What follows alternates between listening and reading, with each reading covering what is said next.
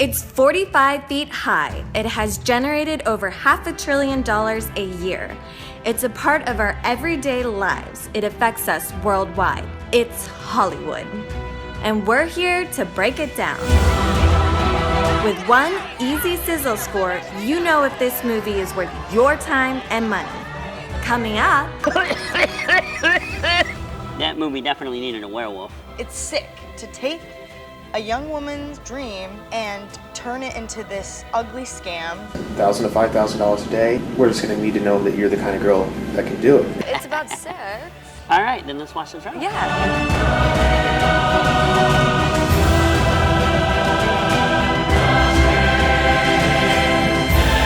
This is The Sizzle.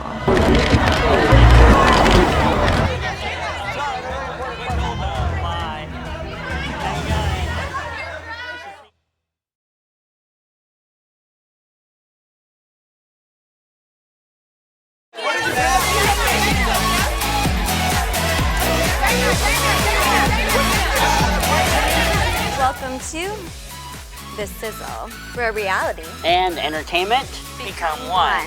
All right, this show is for you guys. It's for the audience. We're doing this to push filmmakers and studios to make better products for you. As a matter of fact, I don't know if we should cut. Who are you? How did she get in here? Security, so you're one of our fans. On the red carpet, sometimes things don't make any sense. Oh, so true. We'll just go with it. Yeah. We're going to talk a lot about movie trailers. And we're going to let you know if this movie is worth seeing. We're basically going to start dissecting some of these movie trailers and whether or not this movie is something that you should follow on Twitter or Facebook or even care about. Or see, if it's a movie you should see. Basically, the Sizzle score is going to be our ending score that we give to the trailer. My issue when we go to see movies is that, we'll spend, what, $100 to see a movie? Because we go to Cinépolis. Yeah, we go to Cinépolis. We love Cinépolis. Let's add this up real quick. Cinépolis, $20 a ticket. That's $40 for the two of us. Want a hamburger or some popcorn? You're up to about $100 after you see the movie. And I always forget my blanket, so that's another $10. Thank you so much for that. So what do you look for when we go see movies?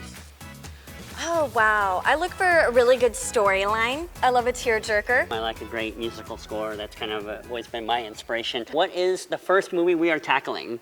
It is Mad Max. And the new one is called Fury Road, and it's directed by George Miller. It stars Tom Hardy and the actress from Johannesburg. What is Charlize Theron. This movie is actually directed by the same director as the 1979 feature Mad Max. Why don't we go after this Mad Max Fury Road and see if it's worth anything to our viewers out there. And I'm telling you, if it's not any good, I don't care who you are, we're gonna get you.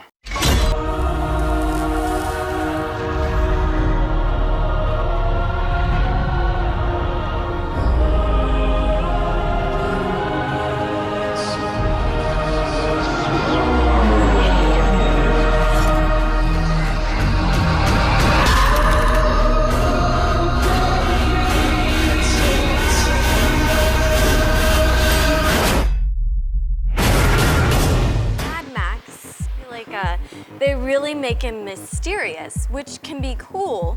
But when I see him, he's almost like this model kind of, like maybe even scruffy look. I'm not sure about a Mad Max though. In my opinion, the great actress Charlize Theron should have played Mad Max. Oh, right? Totally changing it up, huh? A female Mad Max. She shaved her head, Maxine. Why not? And then I want to know about the supermodels that could only find sheets to wear. There's the Victoria's Secret model, you're beautiful. But I think they could have given you a role with maybe a little more brains that you could find something better. Maybe make some clothes out of that sheet. I know, it's sex sells. But really, these are the girls that are going to live through an apocalypse. I'm really not sure about that. Overall, did you like it? I did. I loved it. Yeah. Charlize Theron makes it for me. Okay. If she weren't in it, no deal, huh? No deal. First of all, I see that she's got no head. There's dedication for an actress. I think there's some cool looking characters. There's some cool little skeleton. I just didn't see that in Mad Max. It looked like Mad Max was strapped to the car like a little and it was like Charlize Theron's gonna have to like rescue him or something like that. How many more shots of Charlize's face can we possibly get a close-up on and put it into the trailer? Every single shot is Charlize, yeah, like that. She is a fantastic actress and she will definitely bring in the box office for that. In comparison to the classic, we always have to look at the classic. Absolutely. I mean, and really, Mel Gibson, those were amazing. It looks a lot like the Mad Max Beyond Thunderdome with Tina Turner. What would you do as far as, like, I know you have this knack for showing it what's happening all around the world. Oh, yeah. Not just with these, like, little group of people. I would probably take current events and then kind of spin that into what's about to happen for all of us, and then how we got to this point. As a matter of fact, I'd actually like to see... This is the whole world being affected, yeah, right? I'd like to see Mad Max pre-apocalypse. Which hopefully we will. Couch Lady, if you were going to edit the intro of this kind of a trailer, do you have any opinion of what you would do? I thought she was going to contribute to the show, but apparently not. Enjoy your popcorn. We are Mad Max fans. Totally. And when you're a fan, you're probably gonna go see it anyways. Yeah. You know, you gotta check it out. It's still gonna bank $100 million and it'll make its money back. This is the score that we have come up with for this. Is it hot? Is it not? Does it sizzle? All right, so the next film, my lovely darling, American Sniper. And when I first saw a little bit of a tidbit of this, I was like, cool, Bradley Cooper's dope in this. I know, especially I think with current events and everything, this is a very relevant movie. Bradley Cooper, amazing. He's really growing as an actor, and we see that, you know, with all of his films. This is a different role for him. Guess who it was originally going to be directed by? Of all the directors out there, Steven Spielberg. What? Wow. This movie is going to make my day because it was directed by the master, Clint Eastwood.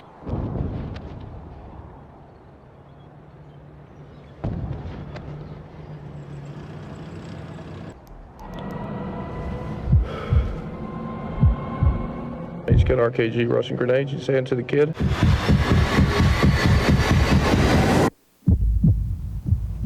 I really love how relevant this is. Oh my God, it just puts you like in his place. And then when they did the heart thumping, I was like, oh my God, my heart's freaking out. I love how they cut it with his actual life. It really got me thinking afterwards.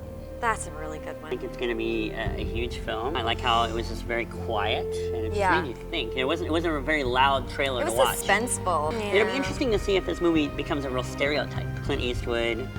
That's true. He's very unpredictable and he's very truthful. He will not lead us astray. I needed to have really an A-list actor. I think when it's Bradley Cooper, where I feel like he has a very independent flair to him, a very real flair. Yes. Okay. Yeah, he hasn't gotten too cocky maybe, that it works for him. I'm just surprised Jennifer Lawrence isn't his lover. They love working together. It's so cute though. So what we're gonna do now is flashback feature, a movie that I really, really enjoyed a long time ago, but we're gonna talk about what worked for it, or what did not work for it. The first flashback feature, The Lost World. I'm gonna tell you a little bit about when I went to the movie theater, what I saw. They did this great marketing gimmick. It was fantastic, and the theater went dark, and all of a sudden it felt like there was like a mist in the air. I heard a rumble of thunder, and you heard something stomp, stomp, stomp. Oh, I love that. This was really like a 4D effect, and it just lit up the entire theater. They just had all these strobe lights, and right when the lightning finished,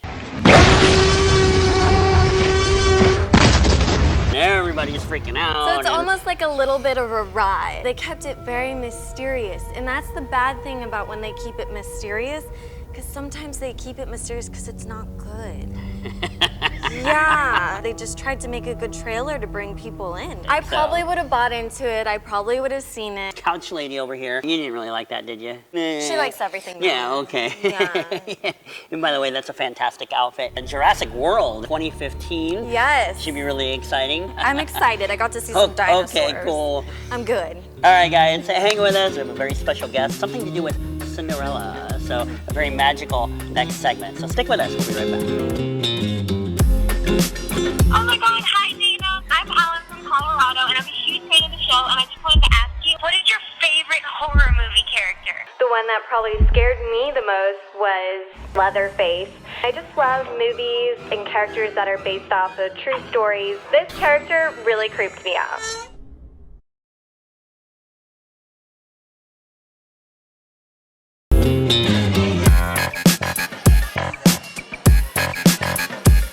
couch lady's trying to fake it till she makes it. Look at her bum rushing the red carpet today. Welcome back to The Sizzle.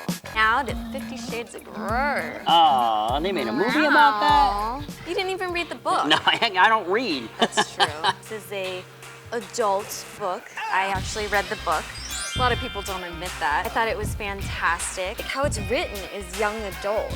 You know, very big text, you know, not as many pages, and very almost naive, like reading a Twilight book, but it's adult. And is it like a picture book?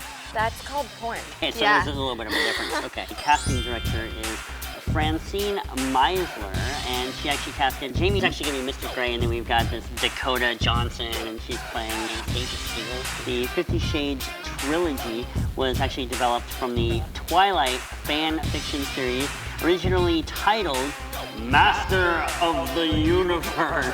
And it was actually published episodically on fan fiction websites under the pen name Snow Queens. Ice Dragon? Isn't there like it's a trilogy. There's 3 of them, right? Yes. So that means we're stuck watching 3 of these things. You might like it. It's about sex. All right, then let's watch the trailer. Yeah. To what do you owe your success? I exercise control in all things, Miss Steele. It must be really boring.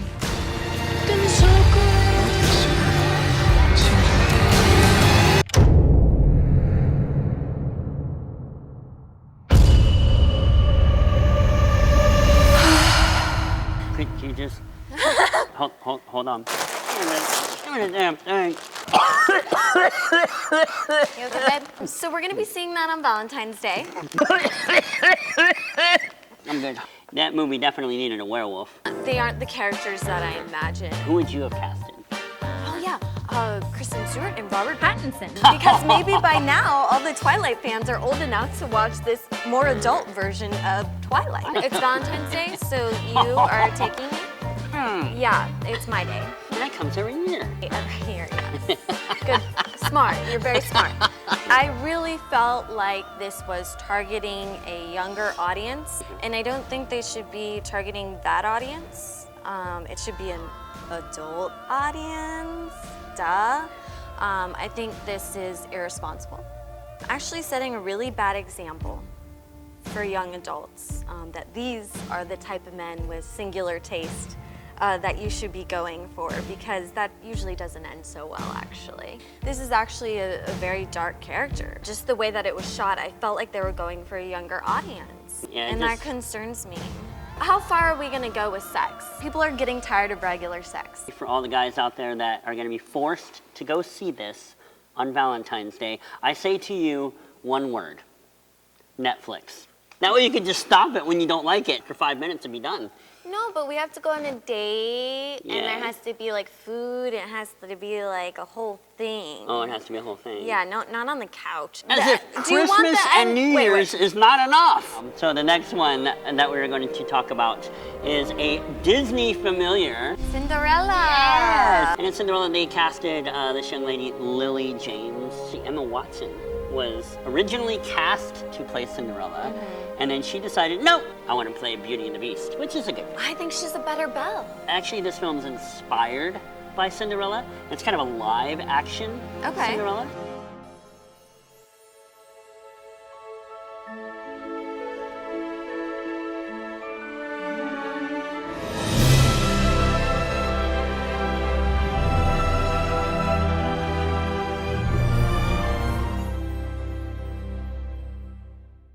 Simply beautiful is how I would put it. And where can I get one of those shoes? I want those shoes. But I really love the music. Very magical. That screamed Disney. That's a brand that I can trust. Very tasteful. Yeah. Gets you excited, doesn't show you too much. I wonder if they decided not to show the live action to make you wonder whether or not this is a cartoon or a 3D animation. I think they've done enough cartoon remakes of Cinderella. I think it's great that it's going to be live action. I love that. And Maleficent was great too. I love how they had a they took a different aspect of Maleficent's view. And making her very human. That was so cool. And oh man, I loved her at the end. And I wonder if the Cinderella story is going to be different. But this actually brings us to our real life Cinderella story. Yeah, this one is called Runaway. Cinderella. It's not trying to compete with the Cinderella Yeah. of Disney. Let Disney do But Disney, it's the but story behind it. So Savannah, tell me about your film, your take on Cinderella. Well, my film, Runaway Cinderella, I wanted to put like a twist on the classic tale, Yeah. because we all know the classic tale. But when I started writing the script, I thought, you know what would be really interesting is if the prince didn't find Cinderella's glass slipper. It was like a runaway thief. Let's talk about why this movie isn't happening right now. Because of a real life runaway thief. We got the funding, so excited. We were attaching all these great Disney stars. And I was like so jazzed. Started crewing up. We're not a season. We're starting to make our name for ourselves in the industry. Absolutely. One of the first people we hired was a line producer. Found this one. He was actually listed as a first AD. But Those are very different roles. he was giving me all these promises, and he like talked me up. He's like, I read your script, Savannah. I read it 3 times, loved it. It's like one of the best I've ever seen. He could bring up the budget and acquire even more funding so we can get, you know, additional steady cams. We've heard about this. You know, playing on your emotions. Exactly. He said that he would not charge us a dime. Sorry, it just, oh my gosh. This man, oh God, I'm sorry. It just ended up embezzling 30 grand out of our budget. Literally, like, he bullied me into like writing these checks directly to him because it was like pre-production flush money. But looking back at it, I feel so naive. When you have a red flag, you gotta cut out immediately. Yeah. Because that's like your guardian angel telling you, no, something's not right about this person. You're right. Only work with people you're like 100% about. Your husband, he quit his job to do this project. Oh yeah, yeah. So what happened with that? Well, he tried to get his job back, and they wouldn't give it to him because, I mean, they kind of saw him as like a liability. Just like, damn it, you know, like, why did I not see how unprofessional he was being? Meanwhile, this whole budget and schedule that we paid him for, we still have never seen it. He acquired these investors. Their daughters are aspiring actresses, and he convinced them to write him personal checks for parts in the movie. So he was doing illegal stuff behind my back. He was using my film, he was using my script. After this all went down, he cornered me and said, these investors will not finance the rest of the film if you are in it. They see you as a liability. I cried for hours. I didn't even want to like get out of bed. I know. You know?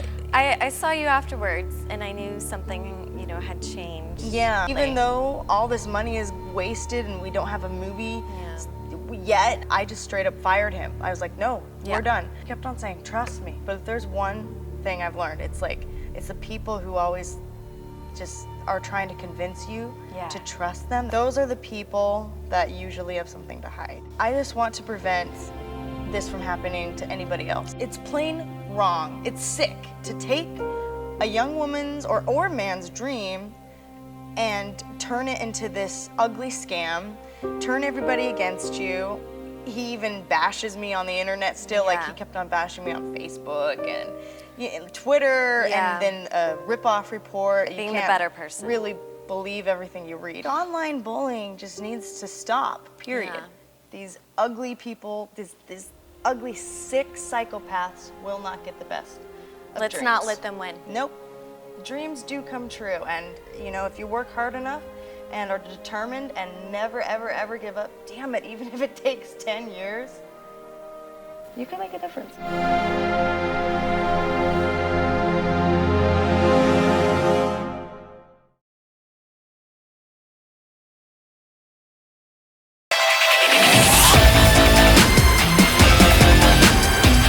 Welcome back. But are you ready for this? 60 seconds uncensored. Director Hollywood is really, really big on a thing called the back end payment. That's basically a way for people to not pay you. Here's where the scam comes in. Usually, typically independent films, people you've never heard of or could care less about. Okay, these are the people that you have on their set, and you're supposed to be getting paid like $400 a day, and you drive with your gas, your time, your money, your energy. You show up on their set. This is a 3-week shoot. See, that's $2,000 per week, $6,000 you owe me plus plus gas and time, plus I could have been working in some other job like Costco and maybe making $19 an hour. But no, I'm here on your stupid set back-end payment, which means I'm getting it in the back end, and I'm not gonna be able to sit for 2 weeks. If you're working with an independent filmmaker, make sure you're getting paid, make sure you get something on the front end. Everybody says, I wanna do this movie, and you're gonna make something on the back end. Some things don't happen, they don't go through. When you're trying to get into the motion picture industry, this is really big with actors. Don't fall for it. This is a scam. That's what I gotta say about back-end payments. Actors, women out there, I'm talking to you. You are not for sale. I know that's a common phrase that's actually used with human trafficking. When you go to an audition, is it really worth the money that you're gonna make if you could possibly put yourself in a bad situation? I get you jobs. You're free to go, or you can sit here and make $1,000 to $5,000 a day. All you need is just my guidance. I can help you make the money. I don't know anybody else in the state that can. I'm sorry there was a miscommunication. Yeah, forget it. I do appreciate your time, but I'm sorry. I'm out. Okay. Thank you. Have a good day. Do not put your value up for sale. You need to protect yourself. There are things that you should do. You should always bring a friend with you. You should always let people know where you are at all times. You should never give out your address. You should never give out even your full name. You should use a character name. This is a way to protect yourself. I know, because as an actor, I have been solicited over 6 times. This is something that is very common in the industry. Do not think that it will not happen to you. Learn about human trafficking. Learn about how it happens. Educate yourself.